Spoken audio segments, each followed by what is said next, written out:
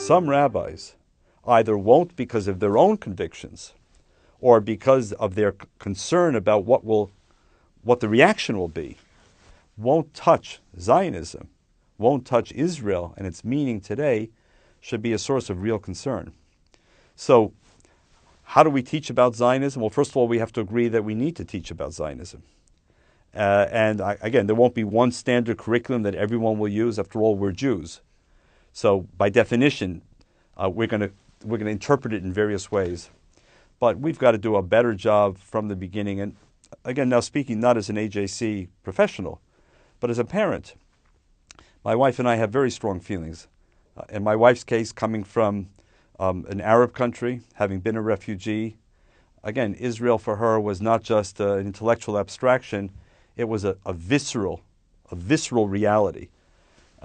But my wife and I resolved from day one we're going to be liberal parents on many, many issues.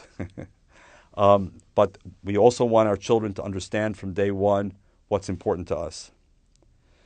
Israel is important to us. Zionism is important to us.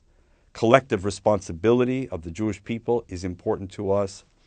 And we've met other parents, wonderful parents, who said, we don't want to indoctrinate our children. When they get old enough, they'll decide for themselves. Well, I think that, for me, that's misguided. I think if there are certain things that are really important to parents, by the way, basic things like teaching right from wrong, it doesn't have to be about Zionism alone. I don't think parents sort of hold back and say, well, when my child is 16 or 18, she or he will decide for himself what's right and what's wrong, or what's honesty, or what's etiquette, or what's graciousness. And there's certain core values.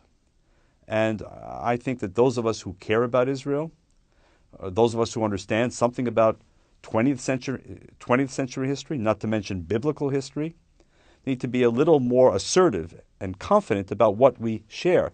And by the way, I'll just add, when our children went to religious school, we took an interest in what they were learning or not learning. And when our children told us they were learning very little about Israel, we went to speak with the religious school and said, there's something wrong here. Why are our 14 and 15-year-old children being taught about drunk driving in religious school?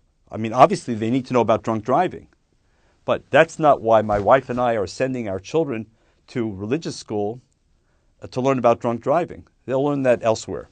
We're sending them to become better, educated, and inspired, and confident and proud Jews.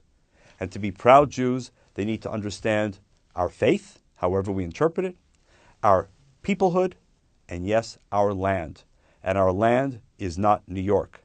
In this case, our historical, ancestral, biblical land is there.